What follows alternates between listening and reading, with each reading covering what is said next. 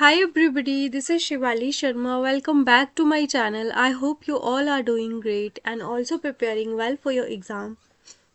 आज का जो हमारे क्लास रहने वाली है जिसपे हम again JK high court and JK PSI mock number 14 continue करने वाले हैं, ठीक है। तो इसमें भी टोटल हमारी 4 सेक्शंस होंगी। जो जेके पीएसआई वाले हैं लास्ट के 5 क्वेश्चंस छोड़ के वो जो है वीडियोस स्किप कर सकते हैं, ठीक है। और इसके अलावा हम बात करें तो हर एक कंपोनेंट के 15 क्वेश्चंस होंगे जिसमें हमारी इंग्लिश रहेगी, करंट अफेयर्स रहने वाली है और कंप्यूटर्स रहने वाली है। और 5 क्वेश्चंस होंगे हमारे हाई कोर्ट रिलेटेड टर्म्स जो कि एंड ऑफ द सेशन आप यहाँ पे पढ़ोगे, ठीक है। तो ये मॉक टेस्ट 14 होगा, आपको पता है डेली मॉक टेस्ट होता है यहाँ पे। और इसके अलावा हमारे टोटल 4 फुल मॉक टेस्ट भी हमने कंडक्ट कर दिए हैं, वो भी आप जाके जो है चैनल में देख सकते हो वीडियोस में। और आज जो है बहुत ज़्यादा इम्पॉर्टेंट मॉक टेस्ट होने वाला है, ये आपको क्लास में पता चलेगा। काफ़ी इम्पॉर्टेंट क्वेश्चंस मैंने ऐड करे हैं, ठीक है। तो चलिए स्टार्ट करते हैं आज की हमारी क्लास। और जो भी बच्चे नए जुड़े हैं तो I will request to all of you please subscribe this channel to support us so that I will make more videos for you, so that will be very very beneficial for you. तो आपको पता ही है daily हमारी classes में मैं कितना quality content आपको provide करती हूँ। पीडीएफ्स भी बिल्कुल फ्री ऑफ कॉस्ट आपको टेलीग्राम पे मिल जाती है, टेलीग्राम ज्वाइन कर सकते हो, ठीक है। तो चलिए स्टार्ट करते हैं क्लास। और सबसे फर्स्ट क्वेश्चन होगा हमारी आज की क्लास का, करंट अफेयर सेक्शन करने वाले हैं पहले। Longwood Shola reserve forest is located in which state. तो ये फॉरेस्ट रिजर्व जो है कहाँ पे लोकेटेड है? दीज आर द ऑप्शंस, आप सही आंसर्स गेस करिए, ठीक है। तो ये है आपका तमिलनाडु में लोकेटेड है, ठीक है।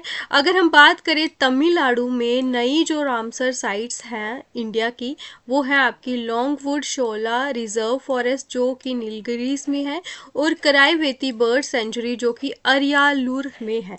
तो ये दोनों की दोनों आपको इम्पोर्टेंट है, Longwood and Karaivetti. Next question. Recently, the India's largest blast furnace has commissioned at which place? तो इंडिया का लार्जेस्ट है ये ब्लास्ट फर्नेस है, वो कौन सी लोकेशन में ये आपका कमीशन हुआ है? Here are the ऑप्शंस और आपको बताना है इनमें से कौन सी जगह पे ये कमीशन हुआ है। जल्दी से इसका सही आंसर गेस करिए। तो इस क्वेश्चन का सही आंसर होगा आपका कलिंगानगर ओडिशा, ठीक है। यहाँ पे ये आपका कमीशन किया गया है। So this question is also very very important. And question number 3 of today's class will be, which state will establish world's first black tiger safari. तो कौन सी स्टेट है जो एस्टैब्लिश करेगी दुनिया की पहली ब्लैक टाइगर सफारी?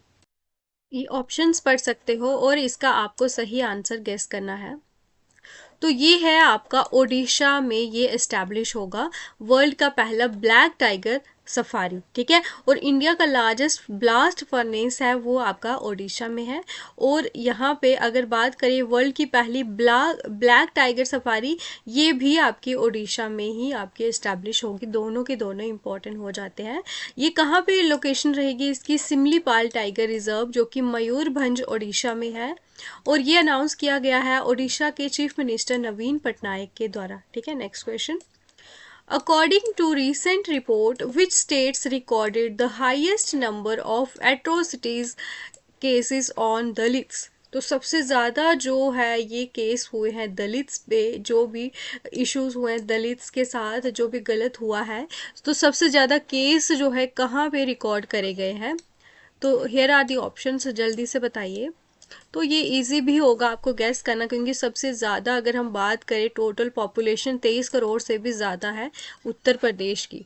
तो उत्तर प्रदेश में ये भी इतने सारे कुत्ते हैं यहाँ पे, मैं क्या बताऊँ। मैंने 3 बार वीडियो रिकॉर्ड करते टाइम रोक दी है बिकॉज इतनी ज़्यादा शोर आ रही है।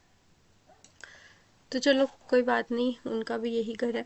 तो एट्रोसिटीज़ जो है सबसे ज़्यादा दलित पे जो भी उनके साथ बुरा व्यवहार हुआ है वो हुआ है आपका उत्तर प्रदेश में, फिर आपका राजस्थान में, फिर मध्य प्रदेश में, ठीक है। तो ये इसका एक सीक्वेंस है, सबसे ज़्यादा है उत्तर प्रदेश, फिर राजस्थान, फिर मध्य प्रदेश। Next question.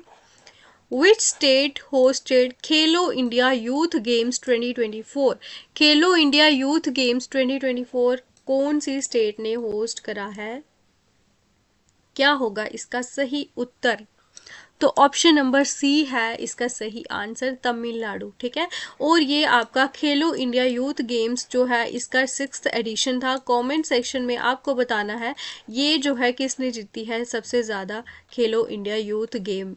ठीक है, कौन सी स्टेट इसमें विनर रही है। Next question, which Indian players clinched the Hangzhou open 2024 ATP 250 men's doubles title by defeating Germany? तो इसमें इंडियन प्लेयर्स का नाम बताइए। ये रहे आपके पास ऑप्शंस, जो ये है आपका हांगझू ओपन 2024 है ये, तो ये आपको ध्यान रखना है। जर्मनी को डिफीट किया है। Option number B would be the correct answer, Jeevan Nedunchezhiyan and विजय सुंदर प्रशांत, ये है इनका सही ऑप्शन। तो इन्होंने ये जीता है चाइना, ठीक है, में जाके। Next question, India has approved rupees dash crore for SKAO project. SKAO project जो है इसके लिए इंडिया ने कितना आपका टोटल बजट अप्रूव कर दिया है already? Option number A would be the right answer, 1250 crore. तो स्काउ क्या है? स्क्वायर किलोमीटर एरे ऑब्जर्वेटरी है। ये वर्ल्ड्स की लार्जेस्ट रेडियो टेलीस्कोप प्रोजेक्ट है।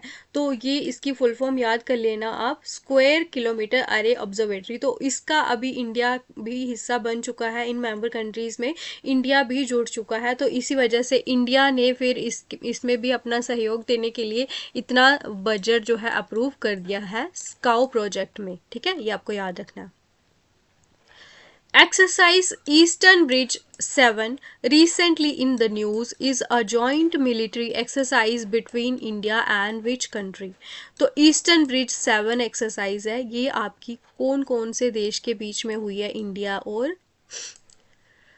तो इंडिया और ओमान के बीच में आपकी ये एक्सरसाइज हुई है। ठीक है, next question, what is the theme of international day of sine languages 2024? तो ये थीम बतानी है आपने, international day of sine languages 2024 की थीम क्या रही थी?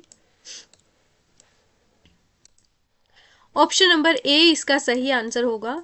और अगर मैं बताऊं कि जो करंट अफेयर की डेली सीरीज़ जो है जेके एसएसबी अड्डा 614 पे मैं डेली क्लास लेती हूँ, आज से डेली आपकी 3 बजे क्लास वो आएगी। तो वहाँ पे सभी बच्चों ने जुड़ना है, और वहाँ पे मैं लास्ट 6 मंथ के आपके करंट अफेयर सीरीज़ स्टार्ट करी है, जिसमें मैंने ऑलरेडी इसके अलावा मैं बता दूँ 100 जो है ये एमसीक्यू सीरीज़ मैंने मंथ वाइज भी कराई थी, जिसमें आपका सितंबर अक्टूबर नवंबर कंप्लीटेड है। टोटल 300 एमसीक्यूज़ वो आप पढ़ सकते हो, पीडीएफ्स भी मिलेंगी। और इसके अलावा अब मैंने जो स्टार्ट करी है ये रहेगी आपकी मिक्स, क्योंकि मिक्स में ही आपको अपनी परफॉर्मेंस पता चलेगी। ठीक है, तो डेली हम ये क्वेश्चंस करेंगे, और कल मैं इसके 60 क्वेश्चंस आपको कल की क्लास में मिलेंगे पढ़ने को। ठीक है, तो वो भी आपने जुड़ना है, डेली आप इसी तरह से जुड़िए। आज की क्लास जिस बच्चे ने नहीं देखी है, इस क्लास के बाद जाइए और आप वो क्लास देखिए, और डेली फिर वहाँ पे भी आपको जुड़ना है। सेम आपको 2 क्लासेस मिलती है डेली, एक आपकी 10 बजे आती है रात को, एक 3 बजे दिन को। ठीक है, तो ये है sign up for sign languages rights. और साइन लैंग्वेज ये जो है ये आपका हर साल 23 सितंबर को सेलिब्रेट किया जाता है, international day of sine languages. ठीक है, तो ये भी आप याद रख लेना, इसका डेट भी इम्पोर्टेंट है।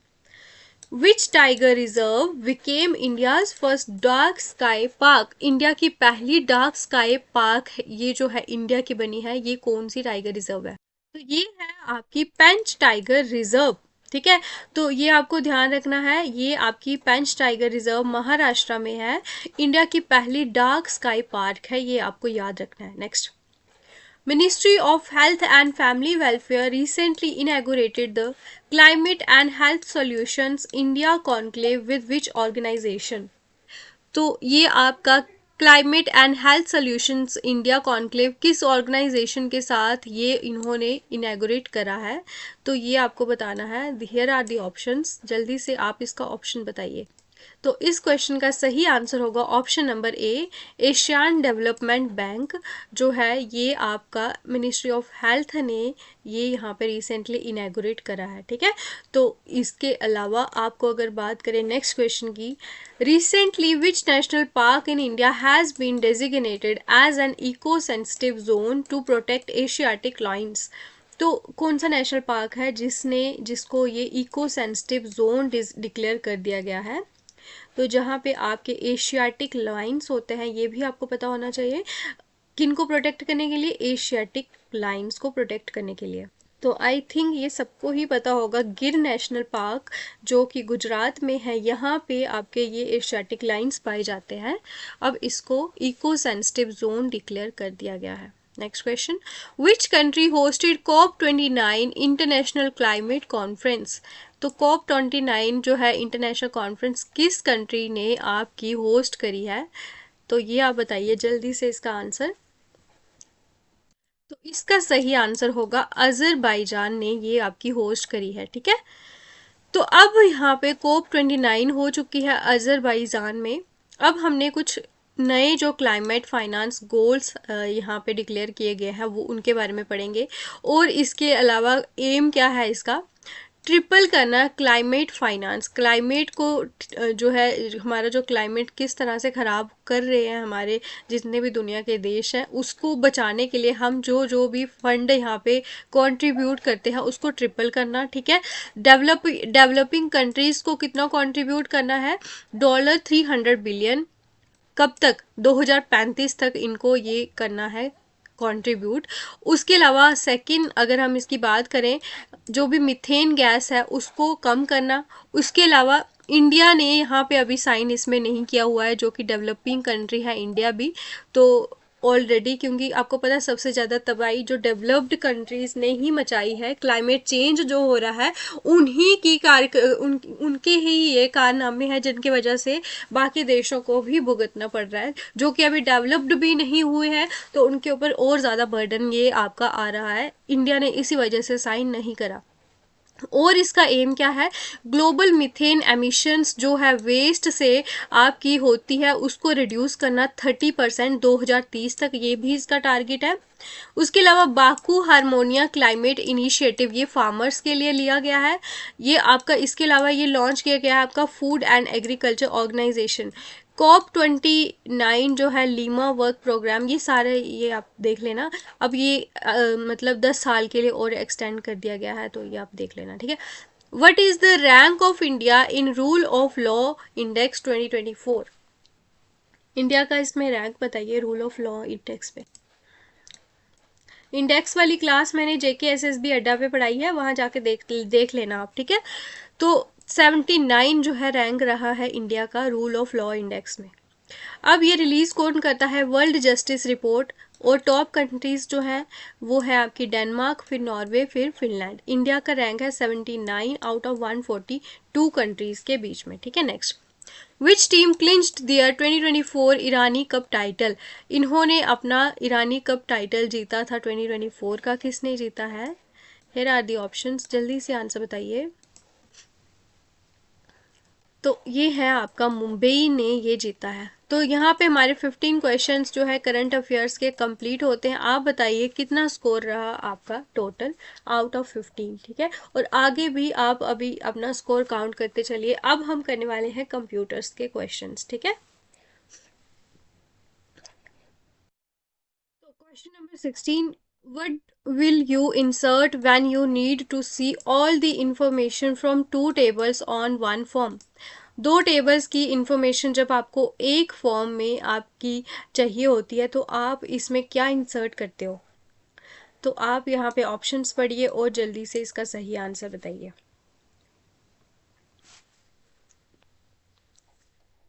तो इसका सही आंसर होगा आपका सब फॉर्म आप इंसर्ट करते हो, ठीक है। तो सब फॉर्म क्या होता है कि आप किसी दूसरे फॉर्म में आप सब फॉर्म को इंसर्ट करते हो। और अगर हम बात करें सब फॉर्म को और किस किस नाम से जाना जाता है, इसको आप हायरार्किकल फॉर्म भी बोलते हो, उसके इसको आप मास्टर डिटेल फॉर्म भी बोलते हो, और आपका पेरेंट चाइल्ड फॉर्म भी आप इसे बोलते हो, ठीक है। सब फॉर्म को आप ये बोलते हो। अगर हम बात करें मेन फॉर्म जो होता है जिसमें आप इंसर्ट करते हो, तो मेन फॉर्म जो होता है उसे आप बोलते हो प्राइमरी फॉर्म, ठीक है। Main form is also known as primary form. और उसके बाद वो आपका सब फॉर्म इसमें एनक्लोज किया जाता है, और सब फॉर्म को बोलते हैं हम हायरार्किकल, मास्टर डिटेल फॉर्म या फिर पेरेंट चाइल्ड फॉर्म, ठीक है। What is a person called who uses a computer to cause harm to people or destroy critical system? तो क्रिटिकल सिस्टम डिस्ट्रॉय करने के लिए ये आपका पर्सन होता है, ठीक है, और लोगों को ये हार्म भी पहुंचाता है। और ये इस पर्सन को आप क्या बोलते हो? सही आंसर होगा इसका साइबर क्रैकर, ठीक है। तो ये इसका सही आंसर होगा। ये अपनी जो भी टेक्निकल स्किल्स को यूज़ करके आपके कंप्यूटर सिस्टम को ब्रेक करता है, ताकि ये जो भी इसके इलीगल पर्पस होते हैं उनको ये सर्व कर सकें। और अगर हम बात करें क्रैकर्स की, तो क्रैकर्स को हम और क्या बोलते हैं? ब्लैक हैट हैकर्स भी बोलते हैं। क्रैकर्स को हम बोलते हैं ब्लैक हैट हैकर्स, तो ये आपको याद रखना है। और जो अगर हम बात करें हैकर्स और क्रैकर की, तो जो हैकर होते हैं ना, ये जो है ये अच्छे लोग होते हैं, जो कि उनका इंटेंशन अच्छा होता है, ठीक है। यानी कि अगर आपके सिस्टम में कोई इशू आ गया तो वो उसको सॉल्व करते हैं। लेकिन जो आपके अगर बात करें हम क्रैकर्स की, तो क्रैकल क्या करते हैं? आपके कंप्यूटर सिस्टम को ब्रेक करते हैं, वायलेट करते हैं। इनके इंटेंशन बैड होते हैं। हैकर्स होते हैं, इनके इंटेंशन गुड होते हैं, और क्रैकर के इंटेंशन बैड होते हैं। क्रैकर्स को और हम बोलते हैं ब्लैक हैट हैकर, ठीक है, ये आप याद रख लेना। अब जैसे कि मैंने आपको बोला कि हैकर्स जो है इनके गुड इंटेंशन होते हैं, और हैकर्स भी दो टाइप्स के होते हैं। एक होते हैं ब्लैक हैट हैकर, एक होते हैं आपके वाइट हैकर्स। ये आपको पता चला साइबर क्रैकर क्या होता है। क्रैकर को हम और क्या बोलते हैं? ब्लैक हैट हैकर, क्योंकि इनका इंटेंशन बुरा होता है। अब जैसे हमने हैकर की बात करी, तो हैकर होते हैं ब्लैक हैट और आपके वाइट हैट। ब्लैक हैट होते हैं जिनका जो भी वो माइंड सेट होता है वो विक्टिम्स का माइंड सेट होता है, ठीक है। यानी कि मतलब विक्टिम का माइंड सेट नहीं होता है, यानी कि ये जो है इनका गोल होता है कि कोई भी फाइनेंशियल गेन ये कर पाएँ, या फिर कंप्यूटर सिस्टम को डैमेज कर लें अपने फ़ायदे के लिए। लेकिन वाइट हैट हैकर्स जो होते हैं इनको हम एथिकल हैकर्स बोलते हैं। तो इनको ऑर्गेनाइजेशन के द्वारा इनवाइट किया जाता है, ताकि जो भी सिक्योरिटी गैप्स होते हैं उनको फिक्स करें, उनको आइडेंटिफाई करें, ताकि उनके कंप्यूटर सिस्टम में जो भी इश्यूज आते हैं उसको वो सही कर पाएँ, ठीक है। तो ये आपको मेन चीज़ याद रखनी है। तो नेक्स्ट क्वेश्चन है, the first PC virus was developed in. जल्दी से आंसर बताइए इसका। तो जो सबसे पहला वायरस जो लिखा गया था विंडोज़ के लिए, किसके लिए लिखा गया था? विंडोज़ बेस्ड आपका पीसीज जो होते थे, पर्सनल कंप्यूटर्स, उनके लिए लिखा गया था जनवरी 1986 में। उसका नाम क्या था? उसका नाम था आपका ब्रेन। तो ये ब्रेन था आपका पहला पीसी वायरस, ठीक है, विंडोज़ के लिए बनाया गया था। और ये किसने आपका डेवलप किया था? दो ब्रदर्स थे, जिनका नाम क्या था आपका? बसीत, क्या नाम था? बसीत था। और एक दूसरा था जो था वो आपका अमजद फारूक अलवी, ठीक है। तो ये आप याद रख लेना, अमजद फारूक अलवी और आपका बसीत, ये दो आपके ब्रदर्स थे, जो कि आपके उस टाइम पे एक की एज थी 17, दूसरे की एज थी 24, ठीक है। तो ये आपको याद रखना है, विंडोज़ के लिए था और ब्रदर्स जिन्होंने ये डेवलप करा। अगर हम बात करें पहला कंप्यूटर वायरस की, तो वो आपका था क्रीपर। तो ये इसमें कंफ्यूज नहीं होना है, कंप्यूटर वायरस पहला था आपका क्रीपर, लेकिन पहला पीसी वायरस था वो ब्रेन था। और जो क्रीपर है, क्रीपर को बनाया किसने है? वो आपका बनाया था बॉब थॉम्सन ने। किसने बनाया था? बॉब थॉम्सन ने। ये आपका 1971 में क्रिएट किया गया था। इसके पहले पीसी के पहले आपका कंप्यूटर वायरस आया था। तो ये आपका याद रख लेना है आपको एक चीज़। और अगर हम बात करें जॉन वॉन न्यूमैन, क्या नाम है इनका? John von Neumann. इनको बोला जाता है आपका फादर ऑफ कंप्यूटर वायरोलॉजी। क्या बोला जाता है? Father of computer virology. चलिए इतना क्वेश्चन हो गया, बस करते हैं। अभी नेक्स्ट क्वेश्चन देखेंगे, which of the following is an active cell in Excel. तो जो एक्टिव सेल होता है एक्सेल का, उसे आप कौन सा सेल बोलते हो? तो इसका सही आंसर होगा आपका करंट सेल जो होता है ये होता है आपका एक्टिव सेल। यानी कि जो भी आपका सेल करंटली आपका सिलेक्ट होता है ना या फिर हाईलाइटेड होता है उसे आप बोलते हो एक्टिव सेल। इसको आप करंट सेल भी बोलते हो या फिर आप सेल पॉइंटर भी बोलते हो। ये दोनों चीज़ें याद रखनी है आपने। Active cell is also known as current cell and also known as cell pointer. Next question. It is a self-replicating program that infects computer and spreads by inserting copies of itself into other executable code or documents. तो ये self replicating programme ये आपके computer को infect करता है, अपनी copies भी insert करता है दूसरे कोड या फिर डॉक्यूमेंट्स में। इसे आप क्या बोलते हो? आई होप ये सबको आता होगा। ये होता है आपका वायरस। ठीक है, next question. Cracked software are another source of. Cracked software जो है ये किसका सोर्स होते हैं? ये रही ऑप्शंस, जल्दी से आप इसकी आंसर बताइए। तो इसका option number B would be the right answer. Cracked software अगर आपके पास होगा तो आपके कंप्यूटर पे कोई भी वायरस अटैक आ सकता है। ठीक है, तो ये आपको याद रखना है। Next question. Which storage device can not be erased? क्या क्वेश्चन है? Which storage device can not be erased? जल्दी से इसका सही आंसर बताइए। तो ये होती है आपकी C D ROM, compact disc read only memory. तो ये क्या होती है? आपकी ऑप्टिकल कॉम्पैक्ट डिस्क होती है जो कि प्री प्रेस्ड होती है। इसमें आप डेटा सिर्फ रीड कर सकते हो। ठीक है, ना ही आप इसमें राइट कर सकते हो, ना ही आप इसे इरेज कर सकते हो या फिर मॉडिफाई कर सकते हो। तो ये आपको याद रखना है। और ये आपके लिए रोम जो है ये किसके लिए यूज़ होती है? कंप्यूटर को बूटस्ट्रैप करने के लिए। ठीक है, और इसमें कुछ प्रोग्रामिंग होती है ऑलरेडी पहले से ही प्री इंस्टॉल्ड होती है जो कि जब भी आपने कंप्यूटर को बूट करना होता है तो उसके लिए ही आपकी प्रोग्रामिंग चाहिए होती है। और ये आपका डेटा आपका जो होता है इसमें ये नॉन वॉलेटाइल मेमोरी होती है, यानी कि डेटा को ये आपका परमानेंट स्टोर करती है। ये आपको इंपॉर्टेंट चीज़ें याद रखनी है। Next question, question number 23। इसमें से आपने ऑड वन बताना है। अगर आपने इनपुट आउटपुट डिवाइसेस पढ़े होंगे तो option number B would be the right one. ये आपका both input as well as output आपका सर्व करता है। ठीक है, टच स्क्रीन जो होती है, बाकी ये सारे के सारे आपके इनपुट डिवाइसेस हैं। Next question. A central computer that holds collection of data and programs for many PCs, workstation and another computer is called। तो ये रहे option, super computer, mini computer, laptop computer या फिर सर्वर कंप्यूटर। जल्दी से आप इसके आंसर बताइए। तो आई होप ये सबको आंसर आता होगा। इसे आप बोलते हो सर्वर। ठीक है, तो ये क्या होता है? सर्वर क्या होता है? एक सेंट्रल कंप्यूटर होता है जो आपका डेटा स्टोर करता है और प्रोग्राम्स जितने भी होते हैं उनको स्टोर करता है जो दूसरे कंप्यूटर को सर्व करते हैं। ठीक है, इसी वजह से आप इसको क्या बोलते हो? सर्वर बोलते हो।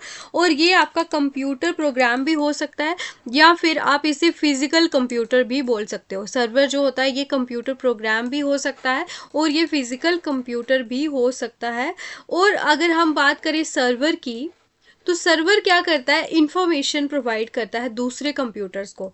यानी कि जो कंप्यूटर्स इसमें से रिक्वेस्ट करते हैं ना इंफॉर्मेशन के लिए, तो सर्वर उनको जो है इंफॉर्मेशन प्रोवाइड करता है नेटवर्क पे। तो इस तरह से ये जो सर्वर होता है ना जिसको ये इंफॉर्मेशन प्रोवाइड करता है वो होता है आपके कंप्यूटर्स। तो इनको आप क्या बोलते हो? इन कंप्यूटर्स को आप क्लाइंट भी बोलते हो। क्या बोलते हो? क्लाइंट भी बोलते हो। सर्वर इनको क्या प्रोवाइड करता है? इंफॉर्मेशन। कंप्यूटर को कंप्यूटर्स यानी कि क्लाइंट। तो इसी वजह से ये जो सारा का सारा ये आर्किटेक्चर बन रहा है इसको आप बोलते हो क्लाइंट सर्वर मॉडल। क्या बोलते हो? Client server model. यानी कि ये सर्वर रिक्वेस्ट रिसीव करता है, कंप्यूटर क्या करता है? रिक्वेस्ट करता है सर्वर को। ठीक है, कि हमें ये पर्टिकुलर इंफॉर्मेशन चाहिए। तो फिर क्या करता है? इस नेटवर्क पे जो भी रिक्वेस्ट आई होती है उनको सर्वर रिस्पॉन्ड करता है। तो इस तरह से ये सारा का सारा आर्किटेक्चर बिल्ड होता है। तो इसके अलावा जैसे कि अगर मान लो आपने कोई रिक्वेस्ट करी कि आपको कोई डॉक्यूमेंट चाहिए। ठीक है, तो आप क्या हो? आप क्लाइंट हो। जो कंप्यूटर होता है वो क्या होता है? क्लाइंट होता है। वो सर्वर से रिक्वेस्ट करता है। तो ये सारा चीज़ें आपको पता होनी चाहिए। इसी वजह से आप इसको क्या बोलते हो? सेंट्रल कंप्यूटर भी बोलते हो, क्योंकि इसके पास कलेक्शन ऑफ डेटा होता है। Question number 25। An email feature which is used to send a copy of an email to one or many people at the same time that you are sending it to the main recipient is called, क्या बोलते हो आप इस email feature को? इसको आप बोलते हो कार्बन कॉपी, यानी कि सीसी, यानी कि एक ही बार में जब आप मल्टीपल रेसिपिएंट को कॉपी सेंड कर देते हो उसे आप बोलते हो कार्बन कॉपी। ठीक है, तो यहाँ पे मैं पीडीएफ में एडिट कर लूँगी, ऑप्शन नंबर 1 इसका सही आंसर होगा।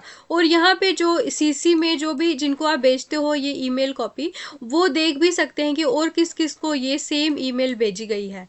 लेकिन अगर हम बात करें बीसीसी की, ब्लाइंड कार्बन कॉपी की, तो यहाँ पे जो आप कॉपी सेंड करते हो किसी भी रेसिपिएंट की, तो दूसरे उनको ये नहीं पता होता कि और भी कौन कौन ये जो है देख सकते हैं, तो उनको आपने बीसीसी में रखा होता है। ठीक है, तो ये आपको याद रखना है। बीसीसी जब आप यूज़ करते हो, जब आपको बहुत बड़ी एक लिस्ट जो है सेंड करनी होती है, उनको बहुत सारी लिस्ट होती है आपके पास कि इनको इनको मेल करनी है, तब आप बीसीसी यूज़ करते हो। ठीक है, तो इससे क्या होता है कि चलो ये आपको बात की बात है, इतना हमने नहीं पढ़ना है। ठीक है, आपके बहुत से फ्रेंड्स होते हैं, फैमिली हो सकती है, तो आप नहीं चाहते हो कि सबको ही पता चले किस किस को ये मेल गई है। ठीक है, तो बिजनेस में भी ऐसी चीज़ें होती रहती हैं। तो टू आप जिसको भेज रहे हो उनका आपको ईमेल एड्रेस लिखना होता है, फ्रॉम जहाँ से आपको ये मेल ईमेल आप कर रहे हो। A mistake in an algorithm that causes incorrect result, तो इस मिस्टेक को क्या बोलते हो?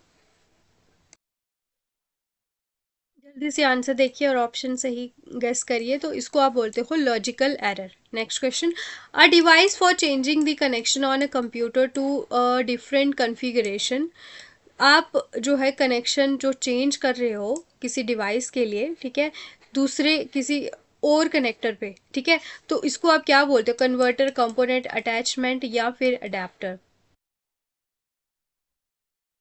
इसको आप बोलते हो अडाप्टर। तो अडाप्टर एक डिवाइस होती है जो कि कनेक्शन चेंज करती है कनेक्टर पे दूसरी किसी कॉन्फ़िगरेशन पे। लेकिन अगर हम बात करें जो राउटर होता है, राउटर भी एक दूसरी डिवाइस होती है जो कि कनेक्शन को चेंज करती है। क्या करती है? कनेक्शन चेंज करती है। लेकिन ये क्या होती है? ये नेटवर्क डिवाइस होती है। राउटर क्या करती है? आपके जो डेटा पैकेट्स होते हैं इसको फॉरवर्ड करती है दो या फिर दो से ज़्यादा डेटा लाइंस में, या फिर अलग अलग जो भी नेटवर्क होते हैं उसमें जो भी डेटा लाइंस होती है उसमें जो डेटा पैकेट्स सेंड करने होते हैं, फॉरवर्ड करने होते हैं, वो करती है आपकी राउटर। लेकिन अडाप्टर क्या करती है? वो कनेक्शन को चेंज करती है कनेक्टर पे, किसी और कॉन्फ़िगरेशन पे फिर भेजती है। ये आपको याद रखना है। Next, which one is the example of spreadsheet package, तो इसमें से एग्जांपल बतानी है। जल्दी जल्दी हमने क्वेश्चन करने हैं, अभी बहुत क्वेश्चन बाकी है। तो इसकी एग्जांपल है आपकी स्नोबॉल। स्नोबॉल भी एक तरह का स्प्रेडशीट पैकेज है, ये आपको याद रखना है। Next question, which option will be use to give heading in the form, कौन सा ऑप्शन आप यूज करते हो जब आपको फॉर्म में हेडिंग वहां पे लिखनी होती है? Label, text box, option insert, option 1 would be the correct one. तो माइक्रोसॉफ्ट एक्सेस में ये आप यूज करते हो। लास्ट क्वेश्चन है कंप्यूटर का, what does an electronic spreadsheet consist of, electronic spreadsheet जो है किनको मिला के ये बनती है आपकी? तो इसमें आपने कंफ्यूज नहीं होना है सेल लिख के, यहाँ पे आपके रोज भी होते हैं, कॉलम्स भी होते हैं और सेल्फ भी होते हैं, यानी कि all of these would be the right answer. तो 30 में से आपका कितना स्कोर रहा है जल्दी से बताइए। अगले 10 मिनट में हमने 20 क्वेश्चन करने हैं, तो इसी वजह से आपको भी थोड़ा फास्ट फास्ट चलना पड़ेगा। इसमें अभी हमने सिनोनियम करना है। 31st क्वेश्चन है आपका, स्क्वैक जो है इसका आपका सेम मीनिंग वाला सेंटेंस आप ढूंढिए। तो स्क्वैक का क्या मतलब होता है? आप चिल्ला रहे हो, आप स्क्रीम कर रहे हो। Option 1 would be the right answer. यहाँ पे सजेस्ट, एक्सप्लोर, ये कैनॉट, ये कोई भी इसका आंसर नहीं होगा, ये आपको पता ही है। डिलीजेंट का क्या मतलब होता है? तो डिलीजेंट होता है कि बहुत ध्यान से जो जो कोई काम करते हैं, ठीक है, तो उसे आप बोलते हो केयरफुल तरीके से काम करना। तो नेक्स्ट क्वेश्चन है, यहाँ पे आपको ये बताया गया, आपने इसको पैसिव वॉइस में कन्वर्ट करना है। रिसर्चर टीम जो है कंडक्ट करी है, is conducting experiments on a new drug that could revolutionise the treatment of the disease. आपने यहाँ पे पढ़ना है कि टेंस कौन सा है। यहाँ पे आपका प्रेजेंट, आपका कॉन्टिन्यूस टेंस है, तो इसको आप कन्वर्ट करोगे तो हैव बीन तो नहीं आएगा, क्योंकि पता है आपको एक्टिव पैसिव में टेंस चेंज नहीं होता है। ये तो आपका आउट हो रहा है, ये भी आपका आउट हो गया। अब थर्ड और फोर्थ ऑप्शन देखिए आप जल्दी से, और यहाँ पे आप इसको सही देखिए। मैं इसको छोटा कर लेती हूँ। अब आपको अगर दिख रहा है तो देख लो।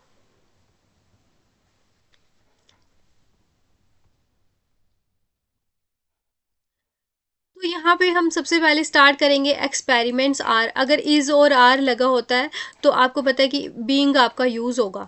तो अगर यहाँ पे बीइंग आपको चाहिए तो इसमें आपका कोई बीइंग है ही नहीं, ऑप्शन नंबर 4 इसका सही आंसर होगा। ठीक है, नेक्स्ट क्वेश्चन, इसको बड़ा कर लेते हैं। अब इसमें इस सेंटेंस में आपको 4 सेगमेंट्स दिए गए हैं, तो इसमें आपने बताना है कि जिसमें ग्रामेटिकल एरर है वो कौन सी है। The company specialises at designing, crafting and manufacturing exquisite high quality furniture of exceptional craftsmanship।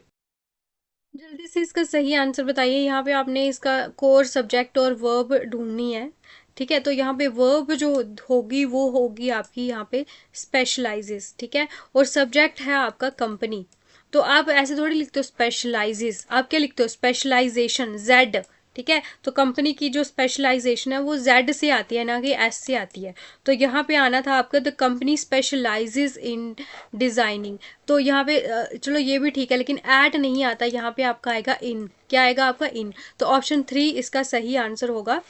तो इसका आना था आपका the company specializes in designing, crafting and manufacturing exquisite high quality furniture of exceptional sportsmanship। ठीक है, तो ये आपको पता चलना होता है यहाँ पे वर्ब कौन सी है और आपका सब्जेक्ट कौन सा है। अब यहाँ पे आपने इसका एंटोनियम बताना है। लॉडेबल जो है इसका एंटोनियम बताइए। तो अगर हम बात करें लॉडेबल की, तो जो ऐसा इंसान या कोई भी ऐसी चीज जिसने कुछ प्रशंसनीय काम किया हो, बहुत अच्छा काम किया हो, तो उसे आप बोलते हो लॉडेबल। लेकिन इसके बिल्कुल अपोजिट अगर बात करें तो वो होगा आपका डिप्लोरेबल। ठीक है, जो कि मतलब निंदनीय कोई काम हो, जैसे कि मोरली हम उसे बैड बोल सकते हैं। तो ये हो गया। नेक्स्ट, अब यहाँ पे आपको एक्टिव वॉइस में दिया गया है, इसको आपने बताना है पैसिव वॉइस में। ये सेंटेंस है, a comic play was performed by the comedian. अब यहाँ पे आपका जो सेंटेंस दिया गया है ये है आपका पास्ट कॉन्टिन्यूस टेंस है ये। तो इसमें आपने बताना है अभी कन्वर्ट करके। एक सेकेंड, यहाँ पे आपको ये दिया गया है पैसिव वॉइस में, तो इसका एक्टिव वॉइस क्या होगा। ठीक है, तभी मैं सोचूं यहाँ पे परफॉर्म्ड क्यों आ गया है, गलत हो गया ना, आईएनजी आना था। तो तो इसी वजह से आपको ये देखना है कि जो अगर आपका पास्ट इंडेफिनिट होता है, जब आप उसे कन्वर्ट करते हो, पास्ट इंडेफिनिट में second form of the verb लगती है, कन्वर्ट करते टाइम वॉज वर्ब आए, वॉज या वर्ब आता है। तो यहाँ पे आप देखना है कॉमेडियन परफॉर्म्ड यहाँ पे आएगा, तो वो आपका सही आंसर होगा ऑप्शन नंबर 2। ठीक है, नेक्स्ट क्वेश्चन। अब यहाँ पे फ्रेजल वर्ब आप अप्रोप्रिएट यहाँ चूज कीजिए। We need to dash a salute to this problem before it gets worse. तो आपको इसके लिए प्रॉब्लम का सोल्यूशन ढूंढना पड़ेगा इससे पहले कि ये प्रॉब्लम वर्स हो जाए। तो इसका सही आंसर होगा कम अप विद। आपको ये इसका सोल्यूशन लेके आना है। तो आप खुद बताइए कि आपके लिए मैं रोज़ कितनी ज़्यादा मेहनत करके इतने क्वेश्चंस लाती हूँ, इतने इंपॉर्टेंट और एग्ज़ाम ओरिएंटेड। लेकिन अगर आप फिर भी मुझे सपोर्ट नहीं करोगे और फिर जो है ये सिचुएशन और वर्स हो जाएगी, तो आपको भी इसका सोल्यूशन लेके आना पड़ेगा। You have to come up with the solution to help this channel to grow more and to reach the more viewers. तो इसके लिए आप सभी अगर 5 शेयर भी करोगे तो इसके लिए मैं बहुत ज़्यादा मुझे खुशी मिलेगी। ठीक है, तो this will be my reward. And और इम्पॉर्टेंट है कि बहुत से बच्चे हैं वो काफ़ी अच्छे अच्छे कमेंट्स करते हैं, उसके लिए मुझे बहुत ज़्यादा अच्छा लगता है। ठीक है, और मोटिवेशन भी मिलती है। तो बस इसी तरह से जो भी आप प्रेयर्स करते हो उसमें मेरा भी एक नाम जोड़ दीजिए आज से, तो दैट विल बी इनफ। ठीक है, identify the error in the given sentence. तो इसमें आपने एरर ढूंढना है इस सेंटेंस में। Camels tend to move slowly than other domestic animals in the plain। तो जल्दी जल्दी ये पढ़िए और इसका आंसर बताइए। ऑप्शन नंबर सी इसका सही आंसर होगा, मूव स्लोली। यहाँ पे इसका ये एरर आएगा। Next question, select the most appropriate meaning of the underlined idiom in the following sentence instead of confusing others. ये क्वेश्चन है, यहाँ से आप देख लो। Let us call a spade. तो ये आपका सेंटेंस है, ईडियम है, इसकी जगह पे कौन सी आपकी आएगी। तो ये आपने बताना है, let us call a spade in front of the opinion audience.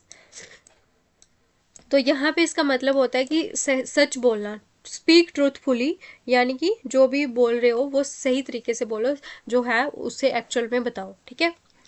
अब यहाँ पे आपने बताना है, यहाँ पे पैसिव वॉइस में सेंटेंस दिया गया है तो इसको बताइए। He wrote an inspiring speech for the event. तो ये आपकी फिर से आपका पास्ट इंडेफिनेट, तो इस पे बहुत सी एरर आते हैं पास्ट इंडेफिनेट वाले में, एक्टिव पैसिव, इसको अच्छे से पढ़ के जाना है। अब आपने ढूंढना है यहाँ पे वॉज वर्ब कहाँ पे है, तो ये दोनों एलिमिनेट हो रहे हैं।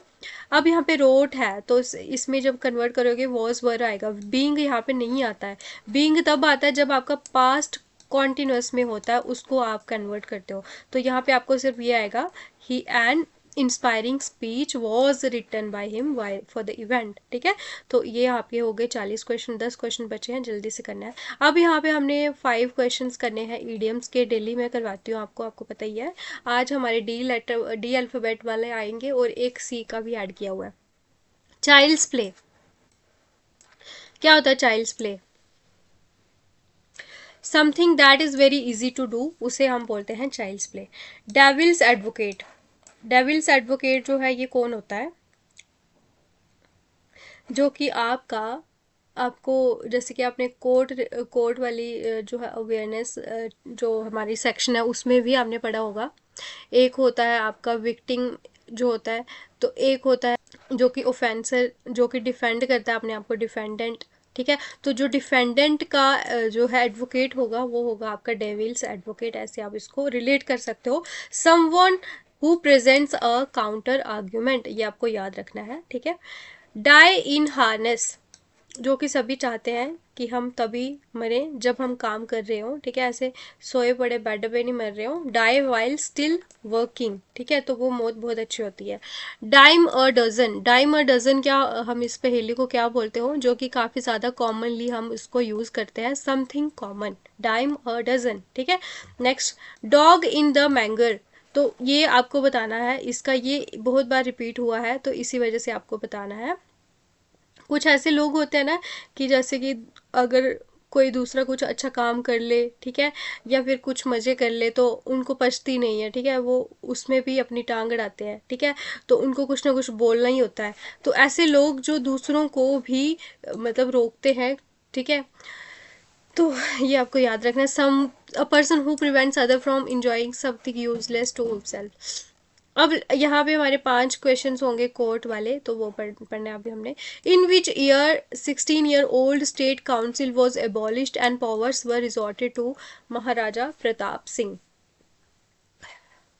तो इसकी हिस्ट्री बहुत लंबी है, इतनी हमने पढ़नी नहीं है, बट आपको इतना पता होना चाहिए कि ब्रिटिशर्स जो थे उन्होंने अपना जो रेजिडेंट अपॉइंट करा था प्रताप सिंह के टाइम पे ही कर पाए थे, क्योंकि गुलाब सिंह और जो रणवीर सिंह थे इन्होंने साफ मना कर दिया था कि हम आपका रेजिडेंट यहाँ पे अपॉइंट नहीं करेंगे, ठीक है। क्योंकि उन्होंने बोला था कि जो ट्रीटी ऑफ अमृतसर है उसमें ऐसा कोई भी प्रोविजन एडेड नहीं है। लेकिन जब रणवीर सिंह मरते हैं तो वो बोलते हैं कि मुझे अमर सिंह को अपना पोता बनाना है, लेकिन ब्रिटिशर्स क्या करते हैं, चाल खेलते हैं, वो अमर सिंह की बजाय प्रताप सिंह को महाराजा बना देते हैं।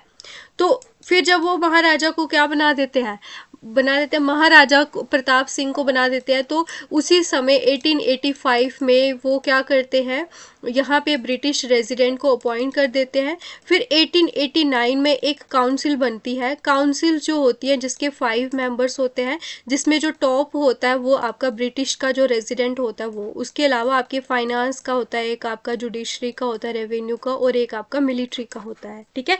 ये चीज़ें आपको पता होनी चाहिए। अब क्या होता है कि 1889 में ये काउंसिल बनी थी, तो ये सारे के सारे जो मेंबर हैं नीचे वाले जो आपको पता ही है, तो इनको हेड कौन कर रहा था, आपका टॉप वाला जो ब्रिटिश रेजिडेंट। तो इसी चीज़ को देखते हुए जब इनको सबको ये लगा कि ऐसा, क्योंकि ब्रिटिशर्स हमें कंट्रोल कर रहे हैं तो अभी हमें ये काउंसिल को ख़त्म कर देना चाहिए, इसी वजह से 1905 में 1889 के बाद 16 साल लग जाते हैं, 16 साल के बाद फिर से 1905 में महाराजा की पावर को रिस्टोर कर दिया जाता है और 16 साल पुराना ये काउंसिल अबॉलिश कर दिया जाता है, ठीक है। Next question, which of the following state does not have its own high court, तो इसमें से कौन सी स्टेट का अपना हाई कोर्ट नहीं है? ऑप्शन है Nagaland, Manipur, Tripura and JNK। Option would be the one that is Nagaland. Next question, under which article of the Indian constitution can only one tribunal for the center and one for each state or two or more states can be established. Articles भी पढ़ के जाइए, आपसे इस पे question पूछा जा सकता है। तो ऑप्शन नंबर 1 आर्टिकल 323A में ये लिखा हुआ है। Next question and second last question है आज की क्लास का। जो भी बच्चे लाइव है या बाद में देख रहे हैं, आप पहले जाइए और वीडियो को लाइक करिए। अगर आपको कुछ भी थोड़ा बहुत सीखने को मिला है तो आप अपना कॉमेंट भी ज़रूर छोड़िएगा, ठीक है। तो इसमें से कौन सा आर्टिकल है जिसपे आपकी जो कि हाई कोर्ट का जो जज है उसकी अपॉइंटमेंट की जो कंडीशंस होती है वो आपकी लिखी होती है। आपको पता होना चाहिए 214 से 231 में आपका हाई कोर्ट आता है। पार्ट नंबर 6 चैप्टर 5 जो है ये आपका हाई कोर्ट के साथ डील करता है, और पार्ट नंबर 5 चैप्टर 4 जो है ये आपका सुप्रीम कोर्ट के साथ डील करता है। कमेंट सेक्शन में बताइए कि जो सुप्रीम कोर्ट है, ठीक है, और ये दो क्वेश्चन आपके रहेंगे। सुप्रीम कोर्ट पार्ट 5 चैप्टर 4 में आता है और सुप्रीम कोर्ट के आर्टिकल कौन से हैं ये बताना है आपने। इसके अलावा जो लॉन्गेस्ट सर्विंग चीफ जस्टिस था हमारा JNK के, उनका आपने नाम बताना है और ईयर भी बताना है मुझे, ठीक है। उनका नाम और साल वो बताइएगा। और इस क्वेश्चन का आपको सही आंसर जल्दी से बताना है। ऑप्शन नंबर आर्टिकल 217 जो है यहाँ पे ये डील करता है अपॉइंटमेंट और कंडीशन ऑफ जजेस की, ठीक है। लास्ट क्वेश्चन है what is the term used for person who files a motion with the court. जो मोशन फाइल करता है कोर्ट में उसे आप क्या बोलते हो? Plaintiff, defendant, movement, petitioner. So the answer would be movement, ठीक है। तो जो भी बच्चे लाइव हैं जल्दी से अपना स्कोर बताइए। आप अभी कितना कितना स्कोर रहा आज का आपका। और इसी के साथ हमारी आज की क्लास होती है ख़त्म। आप लोगों को क्लास कैसी लगी है जल्दी से कमेंट में बताइएगा। और डेली आपको इसी तरह से 10 बजे जुड़ना है। कई बार क्या होता है कि वीडियो अपलोड करने में थोड़ा सा ज़्यादा टाइम लग जाता है, 10-15 तक आप वेट कर सकते हो, लेकिन क्लास आपको पता है डेली ही मैं अपलोड करती हूँ। इसी वजह से डेली आपने जुड़ना है और चैनल सब्सक्राइब करना है, बेल आइकॉन को आपने प्रेस भी करना है, ठीक है। तो चलिए फिर मिलते हैं आपको कल की क्लास में। आज की क्लास जो है यहीं पे होती है ख़त्म। Tata bye bye, take care all of you.